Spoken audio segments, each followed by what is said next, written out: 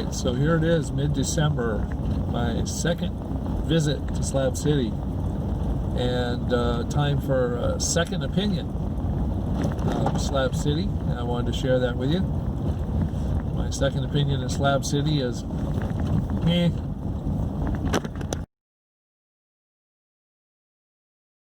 Now, on a more serious note about a true second opinion of Slab City, one is that, as I said in my first evaluation, my first impression of Slab City, actually I said in one of the comments, I said that a first impression of anything, you're going to be quite naive in what you see, but your impression is going to be real, and sharing it may be real.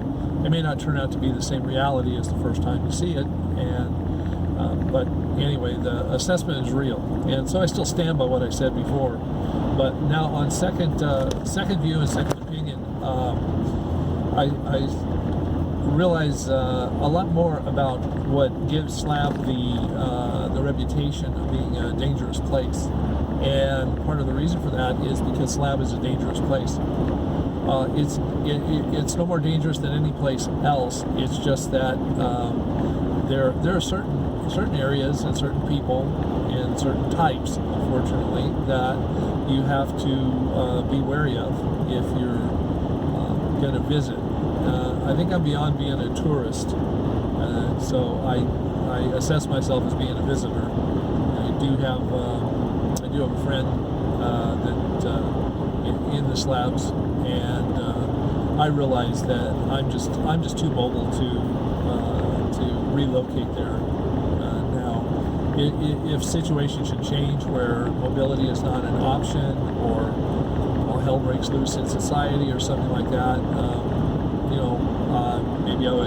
maybe I would settle at the slabs and become a part of the whole microcosm that's there. But at this point, since I'm out and about, I have concerns and cares about certain needs that people have there that I might be able to kind of help. I'm going through a process of getting rid of lots of my stuff that has been, what I say is tethering me, the tether of things, and being able to share those. I got rid of a bunch of stuff in Arizona, and it was all really good because it went to a good home. I realize there's a lot of the stuff that I have that would have value to people's lives in Slab City. Not that I'm trying to reform people's lives there, they're going to live, but there's certain other things that I intend to bring down that can kind of, can be helpful and appreciated too, rather than just taking it to Goodwill in my own old community and just getting rid of it. It's not just about getting rid of it, it's about, if you can help people out with it, that's good. So anyway, I did find out a lot more about the drug culture there. Drugs are very prevalent there. There's a whole group of people that are called tweakers, and they're meth users. I can't say that I met a whole bunch of them, but I heard a lot more stories. There are the informal organization that I talked about is I have a better idea and understanding of the tribal way that the slabs are run when it comes to a dispute, or how to deal with justice or equality or that kind of stuff, and also the limitations on that. There is a very real possibility that something bad can happen, and something bad will happen at the slabs. It doesn't mean it'll necessarily happen to you, but you do need to be wary of that kind of stuff. In the almost month since I was there the first time, there have been 3 burnouts of camps, and these have all been set fires. They've been arsoned, and the individual or individuals involved haven't been necessarily brought to justice or anything, or maybe they have, but not that I was made aware of. But there are people that will take vengeance on your camp if you're there, if they don't like you. And the most, just 2 days ago, I think. Well, I've been here just a day, but just 2 days ago there was a fire that took place that was arson set, and there's an individual that's still at large who was threatening to burn a camp adjacent to this one. And anyway, so the drama continues, but there is danger here. There is the danger, if you're in the wrong place, of somebody going crazy, either because they're drugged up or drunk up or whatever, of being hurt or being accosted. I had no experience of that happening, but again, spending more time and hearing the stories of things that have happened, it is very possible to rub someone the wrong way and they do their best to rub you out or do something else like that. There are people who have disappeared from the slabs, and that doesn't necessarily mean that they're out on the military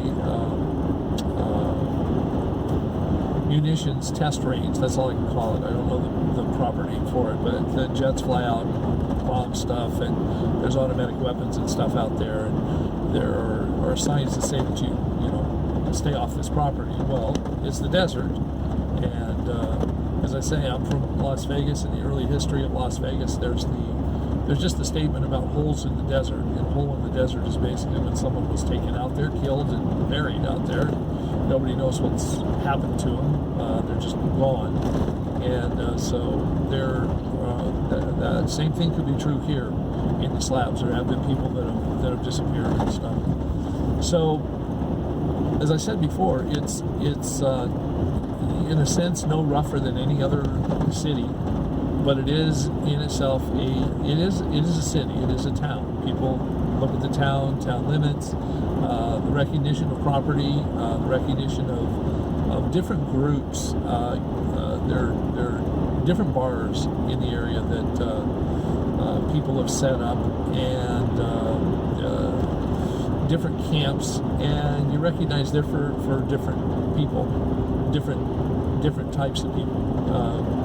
I don't want to necessarily give any names of those because that puts a stigma to the name. But there are some that are just lawless, and they'll just, if they get a chance, they'll steal you blind if they can, and that is something that is a concern. If you're in the slabs, is that theft is a real. There's always someone who will steal something that you've got. Doesn't even have to. Sorry, there's a fly here, so I have a visitor from the slab that's going to be with me for a while, I guess, until I roll down the window, and I won't do that till I'm done with this video. Anyway, so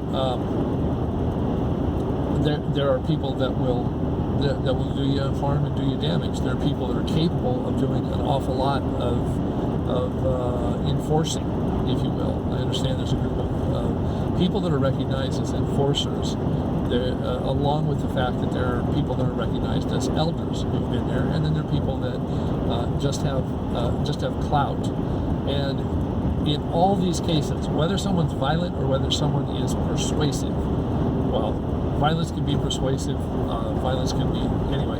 Whether they're violent or whether they're persuasive, they have clout. They have a sense of clout, and anyway, this is more below the surface than my naivete could allow me to see or even comprehend really on my first visit. I don't feel as comfortable hanging out at the slab or parking there. I didn't feel that comfortable last night, and part of it is because I'm dragging this trailer behind me, and dragging a trailer behind is an additional responsibility. When I'm just in my van and I'm in it, then I'm just concerned about protecting it or just being safe myself. But it's almost as if having the trailer and having anything in the trailer is a temptation to someone else's involvement, and I was aware of that and didn't feel that comfortable sleeping last night. But no one messed with me, so I'm not saying anyone did. I'm just saying the potential was there. And so the people that I met before, one of them has gone kind of crazy on me, and one is becoming a decent confidant and friend, and we understand what our relationship's going to be. And the person that I met in the Oasis, who tends to run in, recognized my face again, and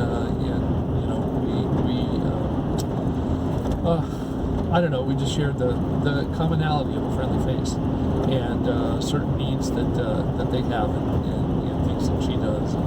So that probably doesn't make any sense on the video, but it's running through my head and it makes sense. So I tried to be funny by saying my second impression of the slabs is, but what I really mean by that is it's not as special and surprising as it was before.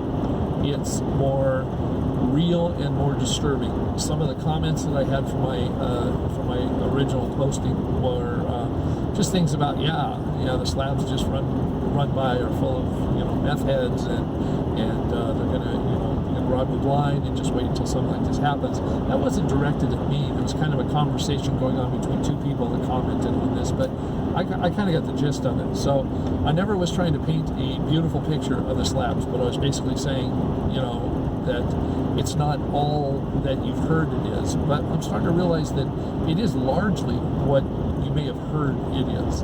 I didn't have the experience of any real negativity, but I was much less naive and much more open to hear these stories and to take a tour and to understand the territorial nature of a lot of the slab and getting some insight to who's crazy and who's not crazy and who's capable of something bad or whatever. But the thing is, you're still friends with these people. You can still be friends. You just no limitations if you live there. So anyway, if you feel that you have to come to the slabs packing a firearm or heat or something like that, you should just stay away. Don't even. There's a difference between being cautious and being stupid. The police, of course, when they come in, any number of things can happen. And so, of course, they need to be armed. But to think that you need to carry a piece in order to protect yourself, if you are in that position, you shouldn't even come to the slabs. You should come when it's safer. And please understand that what I mean is heat is too much. And if you're going to get yourself in that kind of confrontation with somebody, you'd be better off not to come. If you can come and leave your heat in your car or whatever, that's fine. Be protected. But, you have no business walking around somebody else's place if you feel like you got to be packing in order to protect yourself. Because as anybody who really carries a firearm should know, is that that's not going to protect you. You're going to protect you. That's going to make it possible for you to survive a situation where you can't run anymore. And I didn't see that at all at the slabs. But anyway, again, I've only been there a couple of days, a couple of times. So not as naive as the first one. I wouldn't change any of the statements I made. I just understand it more. My perception is more about how real it is rather than how unlike the descriptions it was. That's really the statement I was trying to make in the first video. So there are good people at the slabs. There are good places. There's a lot of great artwork to look at, and there's a lot of unique kind of weirdness. But it's not just because it's the slabs. It's just it's like any other neighborhood. So I'm glad to have gone. I look forward to going back again because I have friends and acquaintances there. And anyway, and I had nothing better to do than make this video because I'm just driving. So, okay, take care. Visit the slabs. Watch some of the YouTube channels about it. But don't listen to all the negative. If you want to see it, come during the daytime. Come when it's safe. Come with a group of people. And drive slow, okay? People who come to visit drive fast and create a lot of dust. So, anyway, that's all I have for you. See ya.